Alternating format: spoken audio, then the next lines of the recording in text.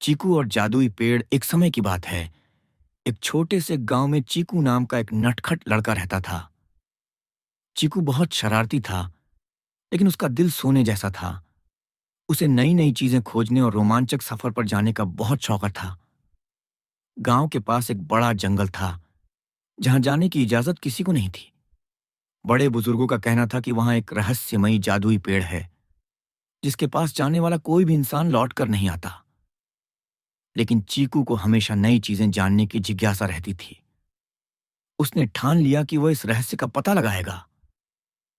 जंगल की ओर सफर। एक दिन चीकू ने अपनी छोटी सी थैली में कुछ फल और पानी भरा और अकेले ही जंगल की ओर निकल पड़ा। जंगल घना और डरावना था। चिड़ियों की आवाजें और पेड़ों की सरसराहट सुनकर चीकू को थोड़ा डर तो लगा, लेकिन उसका उत्साह कम नहीं हुआ। चलते चलते उसे एक पुरानी टूटी फूटी पगडंडी दिखी, जो जंगल के गहरे हिस्से की ओर जाती थी। जैसे ही उसने उस रास्ते पर कदम रखा, हवा में अजीब सी सरसराहट हुई और अचानक सामने एक चमकता हुआ विशाल पेड़ प्रकट हो गया। जादुई पेड़ का रहस्य चीकू ने गौर किया कि पेड़ के पत्ते चमकीले सोने जैसे लग रहे थे और उसकी डालियों पर रंग बिरंगे फल लगे थे। वह हैरानी से उसे देखने लगा। वाह, ये तो सच में जादुई पेड़ है, उसने खुशी से कहा। जैसे ही चीकू ने एक फल तोड़ने की कोशिश की, पेड़ के तने से एक मुलायम मगर गहरी आवाज आई, रुको, अगर तुम मेरा फल चाहते हो तो तुम्हें मेरी 3 पहेलियों का सही जवाब देना होगा। चीकू थोड़ा डर गया, लेकिन उसने हिम्मत जुटाकर कहा, ठीक है, पूछो पहेलियां।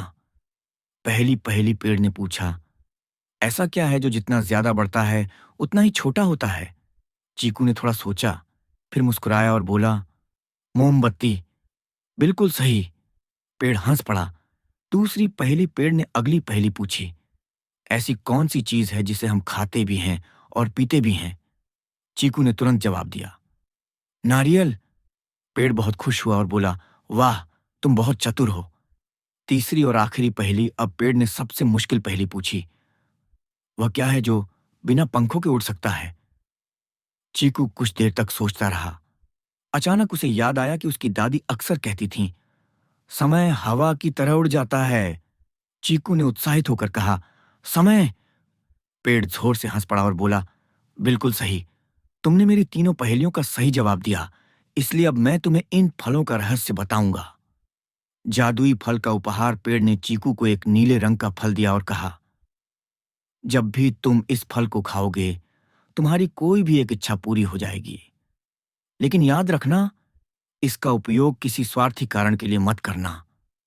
चीकू ने खुशी खुशी फल लिया और घर लौट आया। रास्ते में उसे याद आया कि उसके गांव में बहुत दिनों से बारिश नहीं हुई थी और सब परेशान थे। उसने बिना सोचे समझे फल खा लिया और मन ही मन इच्छा की, काश हमारे गांव में खूब बारिश हो जाए। अगले ही पल आसमान में काले बादल छा गए और तेज बारिश शुरू हो गई। गांव वाले बहुत खुश हुए, लेकिन किसी को पता नहीं था कि यह चीकू की वजह से हुआ था। सबसे बड़ी सीख इसके बाद, चीकू ने कभी भी जादुई फल का उपयोग अपने स्वार्थ के लिए नहीं किया, बल्कि हर बार इसे किसी की मदद करने के लिए इस्तेमाल किया। उसने पेड़ से दोस्ती कर ली और जब भी कोई बड़ी मुसीबत आती, वह फिर से जंगल जाकर पेड़ से कोई उपाय पूछ लेता।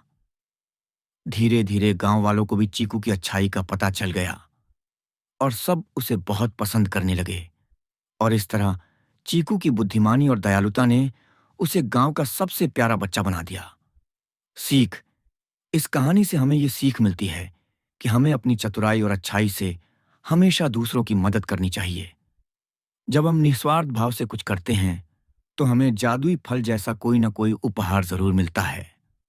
समाप्त।